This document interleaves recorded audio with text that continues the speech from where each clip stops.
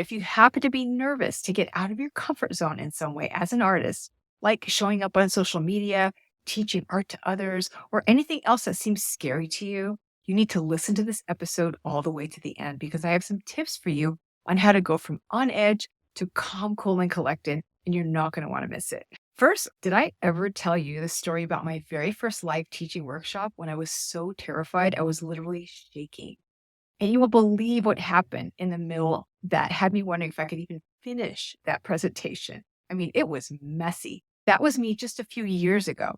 But as you can see, I'm comfortable being on camera now. So what happened between then and now? I'll share that in just a second. Let me finish this cringe-worthy story that I can look back on and laugh about now. It was a summer teaching opportunity in Bonnie Christine's membership for artists called Flourish.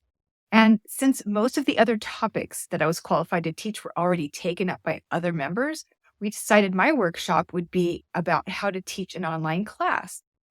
I had enough experience from teaching on Skillshare for several years, so I put all my workshop slides together, wrote my script, cleaned up my studio to get it ready to be on camera.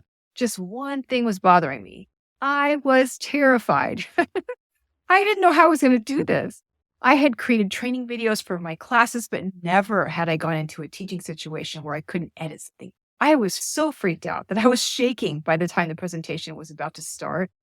I was sure I was going to trip over my words, forget my script altogether, even though it was right in front of me, or get the slides all mixed up. I had never done a keynote presentation, so having to concentrate on pushing buttons while staying on script and delivering a useful presentation was really intimidating. Part of that was because I knew there would be somewhere between 100 and 200 people attending this workshop. I mean, Bonnie Christine's workshops are huge, and there are a few thousand students in her membership. I knew there was a chance at least 10% of those people would show up, and I wasn't wrong. No pressure, right? So the workshop started, and I got off to a decent start. I found myself talking really fast here and there, so I slowed it down. Everything was going fine. But then I realized I'd forgotten to blink or swallow for so long that my throat got dry and I started having a coughing attack that I could not stop. I was so mortified because, there were over 150 people there. And I had to mute myself, leave the room, go get a throat lozenge because the water wasn't working. I knew it was just nervousness, but oh my goodness, it was my worst nightmare come true. Thankfully, Bonnie was a pro. She took over the microphone. She went over some notes that she'd been taking during the presentation, started asking questions to the community and engaging with attendees and keeping it really relevant. So I was grateful. At least the presentation was ongoing in some way, even though I was temporarily out of commission. But after a few minutes, I came back to myself and I was able to breathe again normally without choking. I gave Bonnie the thumbs up. She passed me the microphone. Thankfully, I was able to finish with no other problems, and everyone seemed to find the workshop helpful, which was the best outcome I could have imagined. And even more than that, Bonnie said she found the workshop helpful herself, and she makes most of her income teaching online. So that made me feel pretty good.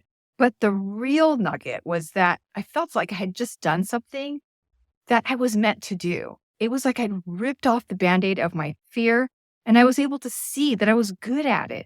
The interaction was natural and something unexpected. I was able to see that I was good at live online interaction. And if something unexpected happened, all I had to do was deal with it, just like in a real life situation. A few months later, I organized my very first live watercolor painting session. And the turnout was amazing because it was during 2020 when everyone was at home, wondering what to do with themselves. And painting is so good for stress relief. My style of teaching tends to put people at ease and bring a sense of calm as well. So it was the perfect combination.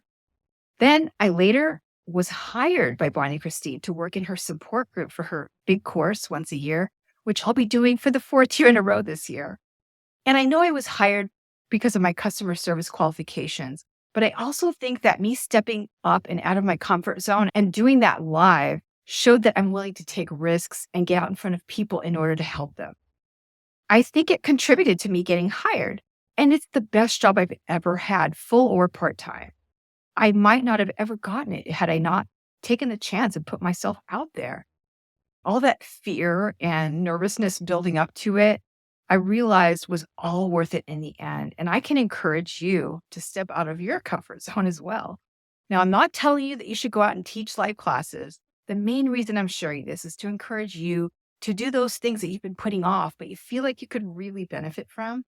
Those things that really feel scary, but would be good for you. It's probably something completely different than mine. Honestly, having a YouTube channel was intimidating too. I put myself out there on a regular basis, not knowing if you're going to like the videos or not. It's all a risk. And I realize now these kinds of personal risks are some of the most uncomfortable things we'll ever do, but they seem to help us grow more than anything else. So when you put yourself out there, no matter what sort of comfort zone you're getting out of, you never know what could happen. It might not happen right away, like with me, or maybe things might change instantaneously. But when you break your comfort zone, something happens. It's just magical, also organic. Now, last week I did something I haven't done in 5 years. I hosted a live watercolor painting session again, and it was so much fun. I always feel better after one of those, just painting with you and being in the room with you and laughing and chatting. And the stress levels just come right down. So it's a win-win situation. They take time and energy to organize, but during the time I wasn't doing them, I thought about them a lot and I missed them. And I wondered, trying to understand why. And that's when I realized that teaching live had some additional benefits I hadn't foreseen. One of the differences is that there's an energy in a live event that just doesn't exist with recorded lessons. I'm not shooting down recorded lessons because honestly, they're a very effective way to learn. I'm just saying that there's an element to live learning that is just unique. You can ask your questions as you think of them. You can read your teacher as they're answering you. If you're in a group setting, you're able to form a collective mind. In other words, you have knowledge and experiences coming from potentially everyone in the room, whether it's live on a Zoom room or live in person. And that can be extremely powerful in a learning environment. Then there's the inspiration factor. Many times I've been inspired by what someone said in attendance or painted that set me down an entirely new rabbit hole I wasn't expecting to go in. And all of this happens live because when you're live, anything can happen. That's why it's so intimidating. So much can go wrong, but every coin has two sides. That means so much can go right as well. Most of my best interactions have been live ones, so I guess it makes sense that I would thrive doing this. I did a live painting session for the first time last week to see if it was still something I could offer that was helpful. I didn't know what to expect, but I am very happy to say that it was just as magical as it was back in 2020. I was actually surprised that it felt so natural to be doing one again, and those who attended said it was inspiring, helpful, fun, and relaxing. So I'll be hosting more live watercolor painting sessions this year and see where it leads. If you want to join me in the next live watercolor painting session, you can sign up for free at the link in the description. We'll do some sort of fun and relaxing project, probably seasonal. We'll chat and have some laughs. You can turn on your mic to ask questions anytime they come up. It's a learning session, but it's also a casual get together. So it's like an arty party with learning woven into it. Again, you can sign up free in the description, and I can't wait to see you in the next one. I would love your thoughts on your experiences with live painting sessions below in the comments or in our private Facebook group, which is a safe space for you to share your projects and your thoughts.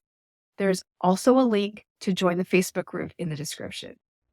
And if you're just finding this watercolor painting channel, I have a watercolor painting challenge you can join for free.